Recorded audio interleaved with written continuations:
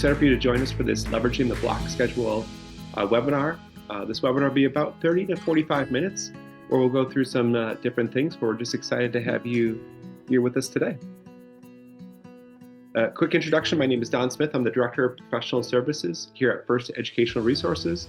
I'm a former Director of Teaching and Learning in 2 districts here in Wisconsin. I was also a District Assessment Coordinator, building principal, assistant principal, as well as a high school science teacher. And my name is Danica Lewis. I am the director of the First Education Coaching Center, as well as Literacy Center. And, sometimes I laugh and say folks that I've worked with have lived 1,000 lives. But as I started kind of typing in all the different roles that I've held in schools, I'm like, wow, gosh, I guess I'm one of those people that's lived 1,000 lives. So I've, had the great opportunity to be a curriculum leader as well as a special education and pupil services leader. I've also had the chance to work with an independent charter school in Milwaukee, Wisconsin as executive director, but spent a lot of time then also as an instructional coach and a teacher. And I too am excited to be here with you today. So as we kind of dig in, also a little kind of additional background about our kind of like how we got here is both of us at different times have been deeply involved in supporting schools with scheduling change. Whether it's creating a whole new schedule, whether it's moving to a block, whether it's moving away from a block.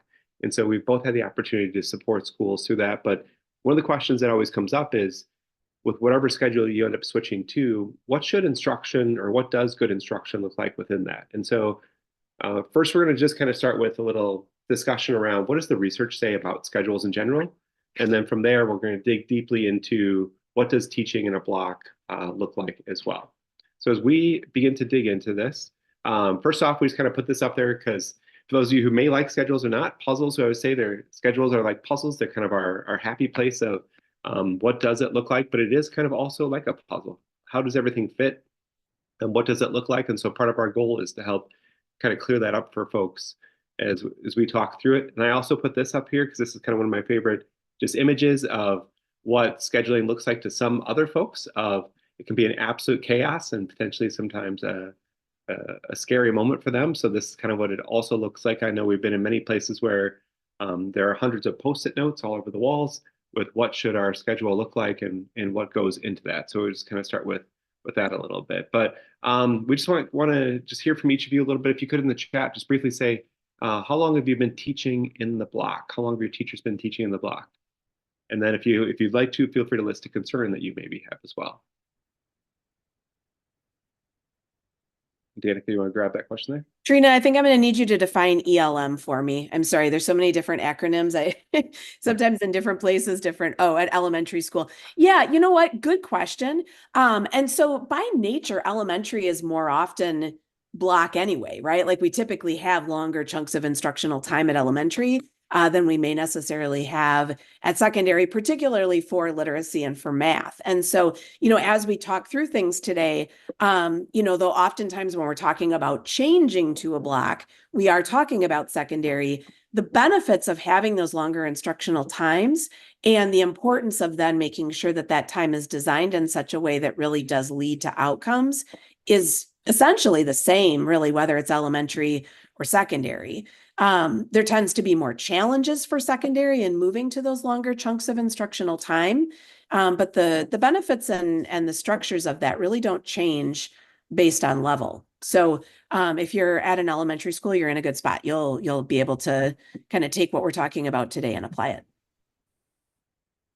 So as we jump into then about schools and schedules in general, a lot of the things we hear from folks is they want to make a schedule change, but they're not exactly sure why, which really leads to the second half of the webinar let's talk about the instruction, what we're going to do within that time. But as we just begin to talk about what does the research currently say around scheduling and time in general, taking a look at John Hattie's visible learning research, we know that 0.4 is the hinge point. So we're always looking for things that are kind of around that, but always knowing that if things are below 0.4, we're kind of getting a chance to say, why is it below? And if things are way above, we want to say, why is it above?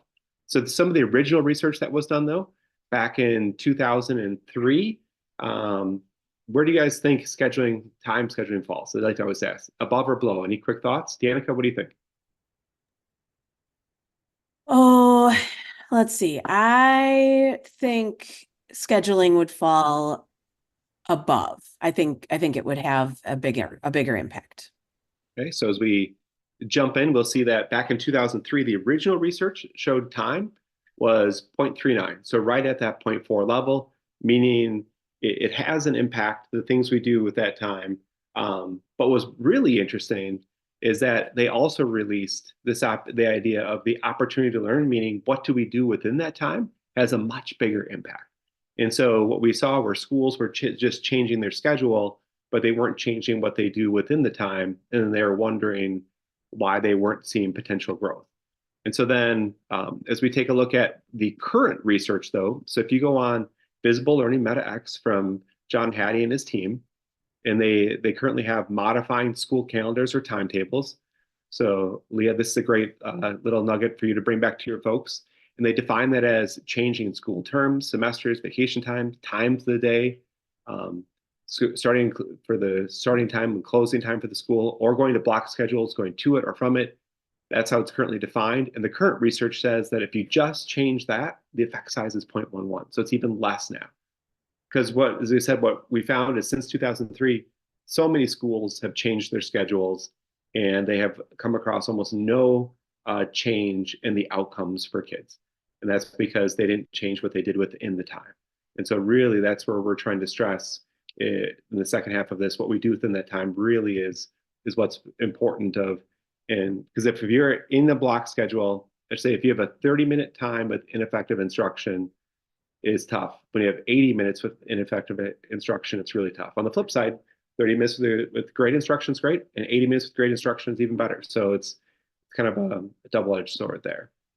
So a sample study, when I was working with a district in Wisconsin, it was a high school, this one was, and they wanted to change their schedule. And so what they did is said, can you find all of the districts that are similar to us? And in Wisconsin, we have a growth score on our district and school report cards. And just like you probably have a growth score on your school report cards, they said, find us schools that are similar in size, that have high growth, and what are their schedules? And so I took some time, dug into that, and you'd see here is a list of high schools that were similar in size to the school that I was working with, so between 300 and 450 students. And here were their growth scores. It's on a scale that goes up to 100 in Wisconsin, so all pretty high growth scores. And when we took a look at all of their schedules, you'll notice that for the most part, there isn't a trend. I mean, there's more 7 periods with the 45-minute kind of classes. Here's a block. This one has Monday, Tuesday, Thursday, which is 7 45-minute periods with Wednesday, Thursday as a block, and another 45. So really, there was no direct pattern to the schedule. So the people were wondering, does high growth, is it because of the schedule? And I think what we found was no, it didn't matter. Schools all over have different time schedules and have different level of growth, which kind of led us to, once again, it's what we do with that time is really what's important. So a couple of other things, issues we're seeing with schools around the country and their schedules. One major one is the schedule changes every single year. So teachers, administration, students, it's always different from one year to the next. Whether you have 30 minutes of literacy, the next year 45, then you have 60, then you go back to 45. Things are always changing. Another one is in large districts, there's building control. So each principal or teacher team gets to dictate and decide what their schedule is going to be. Sometimes it's really beneficial. Other times it's not, because when you have to share staff and you have one building that gets to dictate when you get staff, that has a huge impact on you. And so there's just a lot of inconsistent schedules all around. Another huge one is just we saw that schools changed their schedule, but like we said, they saw no impact on student learning. So they thought, well, if we just create a block, or if we get rid of the block, that's going to fix everything.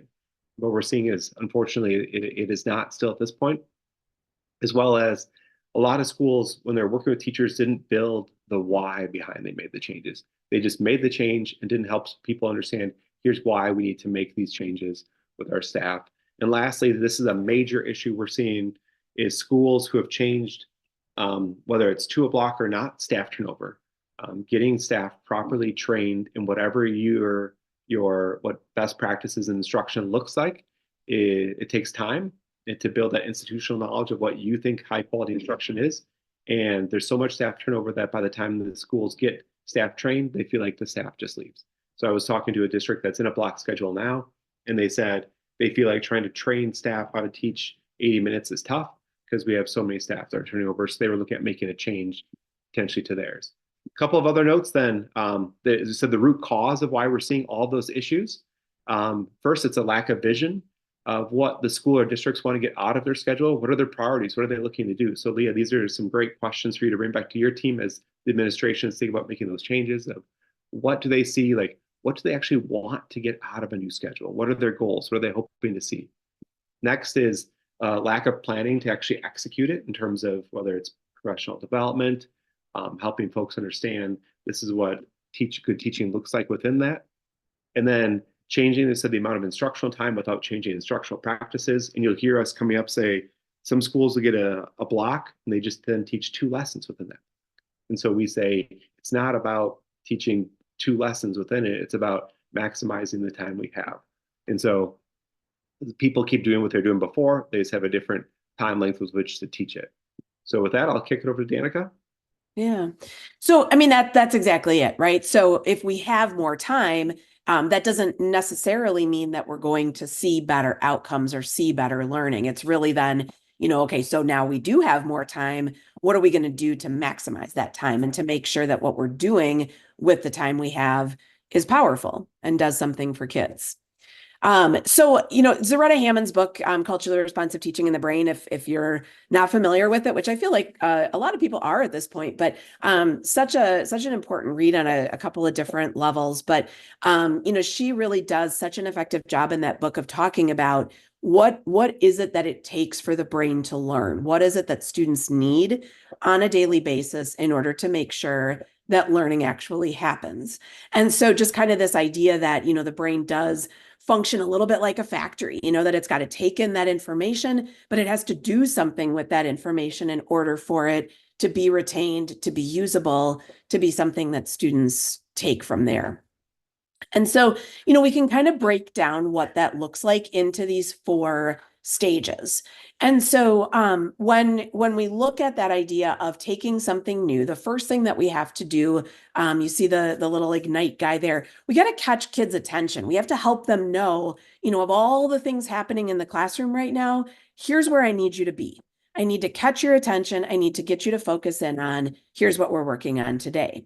Now, once I've got your attention, I have to take what I want to teach you and I have to kind of chunk it together in some meaningful ways so that you're able to grab on to some of that new learning as I'm talking, as I'm delivering instruction.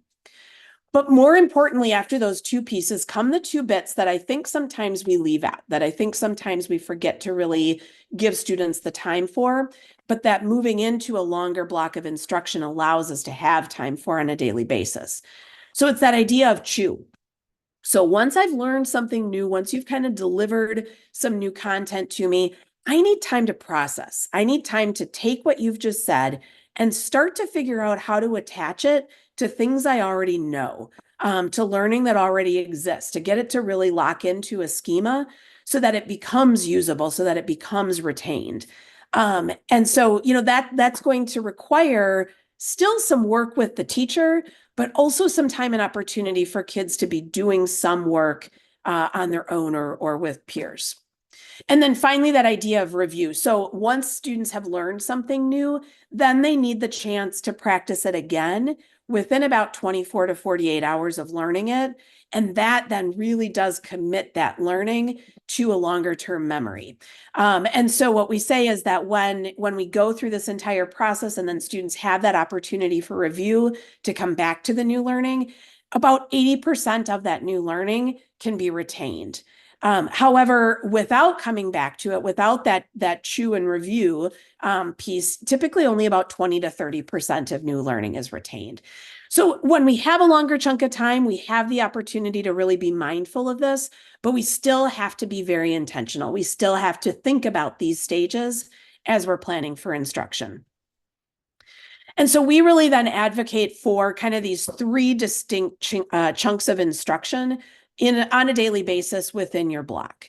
And so I'm going to kind of just talk through each of these, but you can see kind of that teacher-led instruction, and that doesn't have to mean lecture, but that really is that time when the teacher is sort of delivering that new learning, that new instruction, an opportunity of guided application where the teacher is still there supporting, but kids are working on, kind of taking that new learning and working with it a little bit, and then that chance for review or independent practice. So let's just kind of talk through each of those a little bit. So first up, when we talk about teacher-led instruction, this is usually how we're kind of kicking off our instruction for the day, not always, but just kind of traditionally, that would be where we would get started for the day. Now, when we're thinking about teacher-led instruction, we are talking about a time for the teacher to deliver new learning. It might be lecture-based, but it might not be. So there could be something more inquiry-based, perhaps more discussion-based, but it really is the time for the teacher to be saying, here's our target for the day, here's what we need to learn, and then planning for how that learning, how that delivery of learning is going to occur. Now, this is really important. So in terms of timing of that teacher-led instruction, even in a block, even when you have a longer chunk of time, that new learning should not be longer than 20 minutes, ideally somewhere around 15 minutes. The brain is only able to take on new learning for 15 to 20 minutes before it needs time to down cycle. So after about 15 to 20 minutes, you can keep going, but the kids aren't coming with you. So you really have to take that time to sort of stop new learning, give kids that opportunity to chew on what they've learned and start to incorporate what they've learned with prior learning. Because without doing that, you might keep going, but they're not able to take on any more at that point. So even with a longer chunk of time, we really want to be mindful that our teacher-led instruction should go on for no more than 20 minutes before we're giving kids that opportunity to interact with that new information without having to take on additional new information at the same time. Danica, if I could just jump in, I would say when we're working with teachers in schools at that moment, that's always one of those that key moments where you really have them stop and think and come up with some examples too of, like as Danica said, you can keep going past that 20 minutes, but the learning essentially is stopping and they can't take in more. And I think having teachers reflect through that and come up with examples of when did they experience that themselves, of when did someone keep going and keep going and keep going, and then reflect on how often do they potentially do that in their class. They may think it's really engaging or really exciting, but once you hit past that 20-minute point, the students need the next parts of the lesson to be able to process that. So absolutely. Yeah. Thanks for that. But that is really a big challenge, and so Trina asked the question about elementary school. So we typically have longer chunks of time in elementary school. We're typically allowed that opportunity to have daily longer blocks of instruction where we can teach our content, teach our targets across the year. But sometimes what happens in secondary is that when we move into a block, maybe we only have then actually half the number of instructional days, but longer chunks of time at once. And so if you are, making that trade-off for a longer block of instruction, but fewer days of instruction, there is going to have to be some work done to figure out, how am I going to make sure that my daily new learning is not longer than 12 to 20 minutes, but that I still can address all of my targets? And so that does require some prioritization. That does require some thinking of, okay, how do I take the targets for this unit and make sure that within the time that I have, I'm addressing that most important learning, those most important concepts, but not spending more than 12 to 20 minutes on new instruction at any given time. So on the screen here, what you can see is just an example of what that can look like. And we'll follow up in an email and share this tool with you if it's useful at all. But essentially what teachers do with a tool like this is map out their instruction for the unit. So, looking at what are those standards that are a part of this unit, but most importantly, what are those key unit takeaways? So the standard might be like this, but perhaps this is the most important piece of the standard in this unit. So then how am I going to make sure that my instruction focuses very specifically on this part of the standard without going too far beyond that, so that I'm making the most of the time that I have? It's not easy. And that's, this is the kind of work that often when Don and I work with schools that we're engaged in is, okay, so how do I take this and put it into this so that I'm being responsive to the brain and responsive to how kids learn, but also then delivering meaningful instruction that addresses the most important concepts. So after that period of teacher-led instruction that, kind of we said 12 to 20 minutes, we do need to give kids the opportunity to sort of integrate and connect that new learning with existing knowledge. And so we advocate for a block of time that we're going to call guided application. And guided application is a piece that I think we do sometimes well at elementary, but as kids move up through the grade levels, sometimes we start to forget about this part. So sometimes what we might do is we might move directly from, okay, here's your new learning for the day. Now go do some independent work with that. But what guided application does is it bridges that gap. So it says, okay, you've had some new learning now, but you're not totally ready to take that on your own. You need some time to process. You need some time to think about what that might mean, but you also need the teacher there yet to provide some feedback, to provide some support to you while you're working on integrating that new learning with prior learning.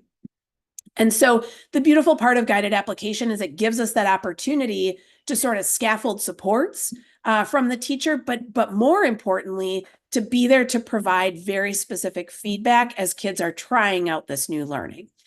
Now, it's important to remember we're not giving any additional instruction during this time. So the feedback that we're giving kids is still based on that same target that we delivered previously. The activity that the kids are working on is still working on that same new learning that they just experienced, but now they're having the chance to apply it, to try it out with the teacher right there to kind of catch those misconceptions, to catch those spots where kids might be struggling before too much time has passed. So it's really taking that new learning, giving them that chance to kind of tangle with it a little bit, but being right there so that we're keeping them on the right track, so that we're keeping them moving toward that same target. Please go ahead. Danica, I was just going to add, if you go back to that previous slide, as Danica's about to get into the feedback part, is this is a very active time for the teacher in the classroom. And so like if you are wondering what does the teacher look like when they're doing it, we'll talk about that in just a minute, but just know that's a very active time. This is not kids are all now just doing practice problems at their desks. This is a very active time where the teacher's floating, listening to the students, hearing what they're saying, interacting with them. Just kind of want to put that out there of a very, very active time that should be occurring in the classroom. Sorry, Danica. Yeah, thanks for that, Don. Thanks for the little break too. I apologize for my voice. We've got a cold sweeping our household right now, and so I'm hoping my voice holds up for us here for another few minutes. But so the teacher is very active during that time, as Don said. And so when we think about feedback in that guided application time, we want it to be sort of this asset-based feedback. So we provide here for you on the screen kind of these 4 steps of what that feedback might look like. This can still be very quick feedback. It can be a very quick conversation with the student, but we want to be really specific to say to the student, I know you can do this, and because I know you can do it, here's some things I want you to think about. Here's some things I want you to work on very specifically, giving them very specific actions that they can take to meet that success criteria. I'm watching them get started with it, providing, some additional support if necessary, or saying, you're on the right track, keep going. The part that makes this possible comes down to those specific tasks that are planned. Oftentimes, our tasks that are planned during guided application might be partner work, might be small group work, might be discussions, so looking at something like a Socratic seminar where maybe the teacher is modifying sort of that traditional Socratic seminar format and kind of dipping into that conversation a little bit more to help direct things or to add additional questions to the conversation. So that guided application, as Don said, is a very active time for the teacher, and the main role of the teacher during that time as students are working on a carefully designed task is watching how kids are working, watching to see that they're taking on that new learning in a way that reflects understanding, in a way that's going to help them move that new learning from new learning into something that becomes usable and retainable for them.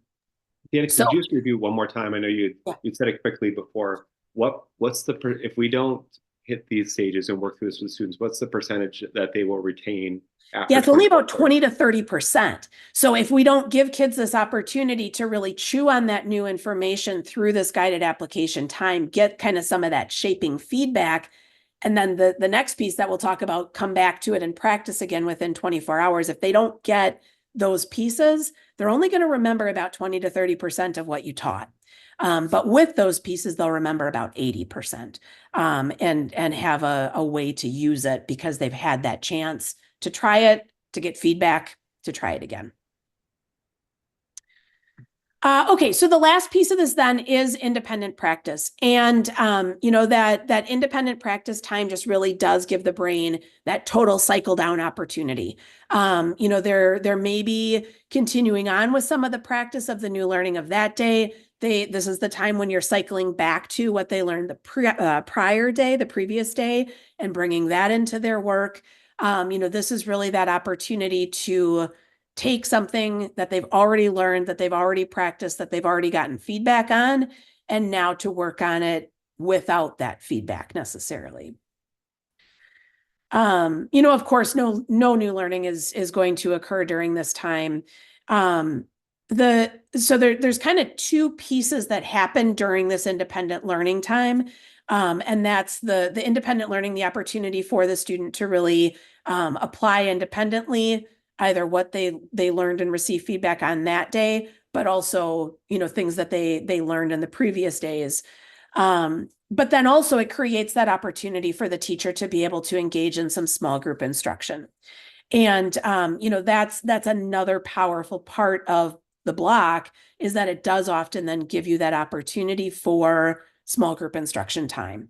And, depending on the length of your block, you might be able to have, 20-minute small group times that you're able to really focus in on a group of students that maybe need some additional instruction on a prior target, or maybe that you want to do a little bit of pre-teaching for something that is coming up that's going to be a challenge for a group of kids. But because kids have already had that opportunity to get some of that feedback, to get some of that guided practice, they're able to be more independent during this independent learning time. It takes time to build that, as anyone who's ever tried to have a truly independent instruction time so that they can work with small groups knows. It takes time to build within your students sort of that capacity to stay focused on their own and not need that direct intervention of the teacher to stay focused. But once you have that established within your classroom, then of course, having that time for small group instruction is a huge benefit within the block and within that independent learning time. These are just a couple of things that you might see happening in a classroom during independent practice. Keep in mind that not only do you want to be focusing on what they learned that day, but also making sure that you're cycling back to things that they learned the day before or maybe 2 days ago, so that kids continue to see that content coming back and continue practicing with it so that it can move into more of that long-term storage, so that they're able to pull it back up when they need to, as you're, coming back to it within your own instruction. So that's kind of really briefly, really quickly, what instruction can look like in a block that will lead to then meaningful outcomes. So it's not just about having more time and teaching for longer. It's not about, making sure the kids go home without homework that day because you had more time for them to work on it in class. It really is about being very intentional about, how does the brain learn? How do I then use the time I have to ensure that students are experiencing that full, kind of process of learning in a single day. And the block gives us the time to do that. Don, I'll let you talk a little bit about this. Yeah, I just realized I was muted as I started talking there briefly. So if you're looking for more than 30 minutes, we have this laminated guide that we created, where it breaks down each of those 3 parts of the 80 to 90-minute time period and what that looks like, as well as it has sample activities for folks to work through. So if you're looking for potentially more support around that, this is an example. And we'd also be willing at some point to hop on a Zoom with you and talk through, what does that look like right now in your classrooms, and what kind of what should the instruction potentially look like, and what does support look like around that. So we'd love to just hop on a call at some point. If you're curious, you can always reach out to us. And then I can also say, Aaliyah, in the chat, I'm just putting in here, this is a free resource just about what drives your schedule for you to potentially also give to your admin and union as you're thinking about scheduling changes, to say, what is it that goes into a schedule, and have them kind of reflect on what drives their current schedule now. So just kind of put that out there. Danica, was there anything I'll else? just jump in and say, with the guide that you see on the screen right now, and Don, perhaps you said this, but it really, like, it's just a very simple trifold guide, but it's chock full of QR codes and links to additional resources. So resources for planning what that block time can look like, specific tasks and activities that can be used during each of those chunks of the block. It really is designed to give teachers what they need to design meaningful instruction in whatever length block they have. Yes, I think at that point we'll say thank you. We'll hang on for questions in just a second, but we'll end the recording just a minute. We just want to say thank you for joining us, and we are truly here. Whether it's you're looking to change your entire schedule, so we support schools through that, or whether you've changed your schedule and you want to talk about what does good instruction look like and how do we set up our time, we're also here to support you with that. So thank you.